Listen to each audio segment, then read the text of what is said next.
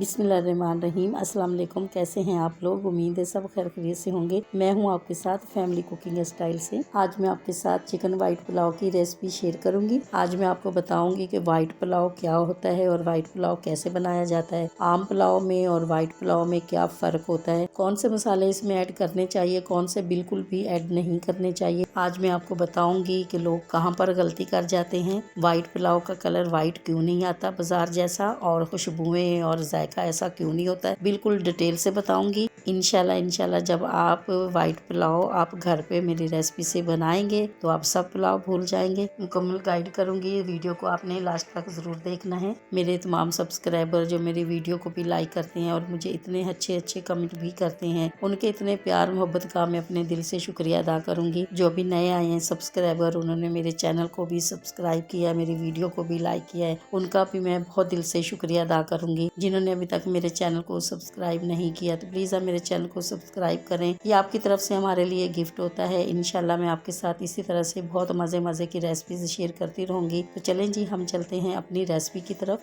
Recipe start करते हैं। यहाँ पर हमने लिए कढ़ाई, तो अब हम लेंगे इसमें 1 कप के करीब ऑयल।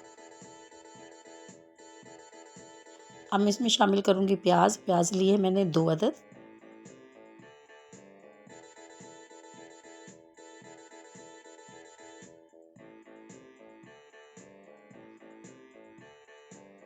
अब मैं आपको बताऊंगी कि प्याज़ों का कलर कैसा होना चाहिए। प्याज का कलर वाइट पुलाव के लिए वाइट ही होना चाहिए। प्याज को गोल्डन या लाइट गोल्डन हमने बिल्कुल भी नहीं करना है। अब हम इसमें शामिल करेंगे खड़े मसाले। खड़े मसालों में हमने लिए हैं 10 से 12 अदद काली मिर्ची, 1 टीस्पून हमने लिया है ज़ीरा, तेज़ पत्ता लिया हमने 3 अदद, दालचीनी के स्टिक लिए भी हैं हमने, वो भी 3 से 4 लिए हैं। बड़ी इलायची हमने लिए 4 अदद, लौंगे लिए हमने 4 अदद, 2 अदद हमने लिए सब्ज़ इलायची और 1 से 2 बदियान के फूल। खड़े मसाले का भी यहाँ पर बहुत ज़्यादा ख्याल रखना है कि इनको ज़्यादा कड़कड़ाना नहीं है, वरना हमारा जो कलर है पुलाव का वो थोड़ा डार्क हो सकता है।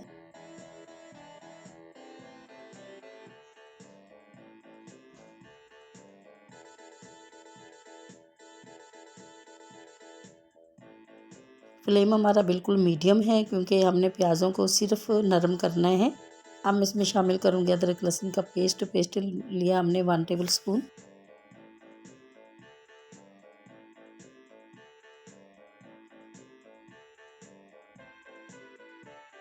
यहाँ पर भी हमने इस बात का बहुत ख्याल रखना है कि लहसुन अदरक का पेस्ट जो हमने शामिल किया है सिर्फ उसका कच्चापन जो है वो दूर करना है, ज़्यादा उसकी भी भुनाई हमने नहीं करनी है।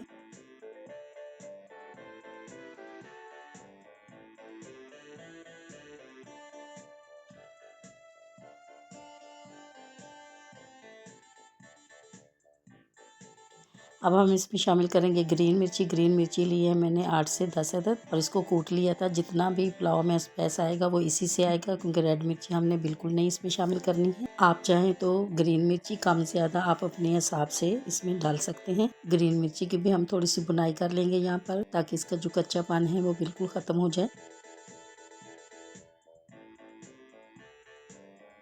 बुनाई हमने अच्छी से कर ली है। तो अब हम इसमें शामिल करेंगे चिकन। चिकन लिया है हमने 1 kg। चिकन की जो बोटी है हमने थोड़ी सी बड़ी कट करवाई थी, क्योंकि चिकन की जो बोटी होती है पुलाव में वो थोड़ी सी बड़ी साइज़ में होनी चाहिए।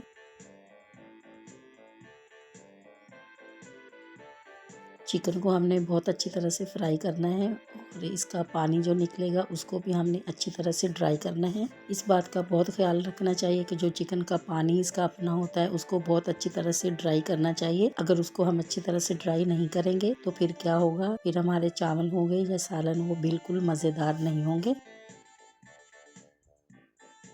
अब इसमें जो मसाले जाएंगे 1 टीस्पून कूटा हुआ धनिया, 1 टीस्पून कूटे हुए सौंफ, 1 टीस्पून जायफल जावित्री का पाउडर है और 1 टेबल स्पून नमक। मसाले जब हम शामिल कर देते हैं तो उसके बाद बुनाई का बहुत ज़्यादा ख्याल रखना चाहिए। बुनाई करते वक्त मसाला बिल्कुल भी नीचे लगना नहीं चाहिए। अगर ज़रा सा भी मसाला लगेगा तो उससे क्या होगा, कलर भी ख़राब हो जाएगा और जायका भी अच्छा नहीं होगा। चिकन का जो पानी था उसको हमने बहुत अच्छी तरह से ड्राई कर लिया है और चिकन का कलर जो है वो बहुत प्यारा लाइट गोल्डन सा आ गया है। अब हम इसमें शामिल कर देंगे दही। दही लिया है हमने 200 ग्राम।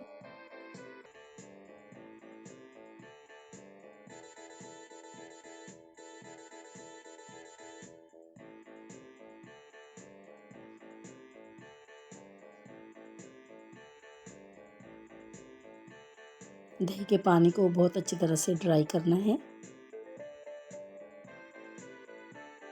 दही का पानी बिल्कुल ड्राई हो चुका है, तो अब हम इसमें शामिल करेंगे पानी। पानी बस हमने इतना शामिल करना है जिससे चिकन जो हमारी है वो कुक हो जाए।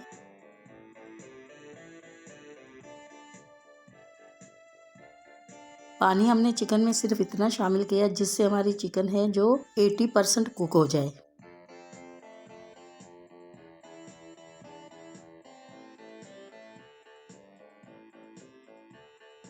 माशाल्लाह माशाल्लाह जी, चिकन हमारी 80% कुक हो चुकी है और अब हम इसमें शामिल कर देंगे टमाटर। टमाटर लिए हैं हमने 3 अदद।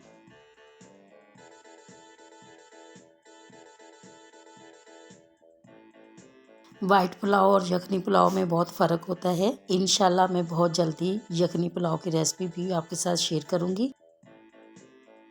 अब हम इसमें शामिल करेंगे चावल। चावल लिए हैं हमने हाफ केजी। चावलों को हमने बहुत अच्छी तरह से वॉश किया। वॉश करने के बाद हमने 2 घंटे के लिए भिगो के रख दिया था, क्योंकि ये सेला चावल हैं तो इसको कम से कम 2 घंटे के लिए ज़रूर भिगो के रखना चाहिए।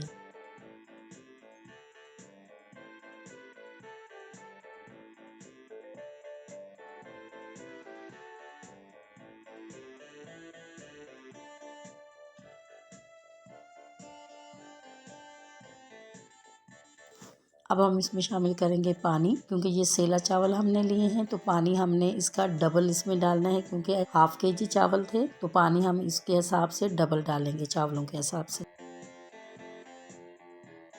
इस स्टेज पे आके आप नमक को ज़रूर चेक कर लिया करें, क्योंकि कुछ लोग होते हैं नमक तेज़ खाते हैं, कुछ कम खाते हैं। तेज़ खाना तो नहीं चाहिए, लेकिन बस वो एक जायके के लिए वो लोग इस्तेमाल करते हैं ज़्यादा।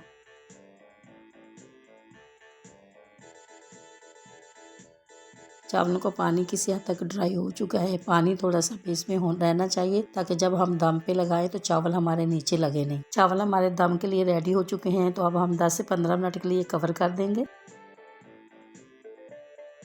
दम पे लगाए हुए 10 से 15 मिनट हो चुके हैं।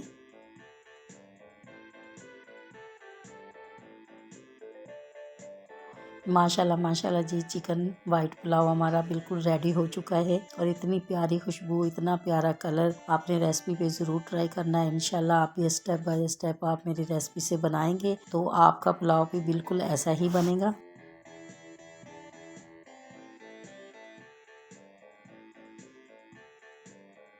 आपको अगर मेरी चिकन पुलाव की रेसिपी अच्छी लगी है तो मेरी वीडियो को लाइक, मेरे चैनल को सब्सक्राइब करना नहीं भूलिएगा। दोस्तों और रिश्तेदारों के साथ भी शेयर किया करें। अपना बहुत ख्याल रखा करें, मुझे भी दुआओं में याद रखे करें। इंशाल्लाह आपसे मुलाकात होगी एक नई रेसिपी के साथ। जब तक के लिए मैं चाहती हूँ आपसे इजाज़त। अल्लाह हाफिज़।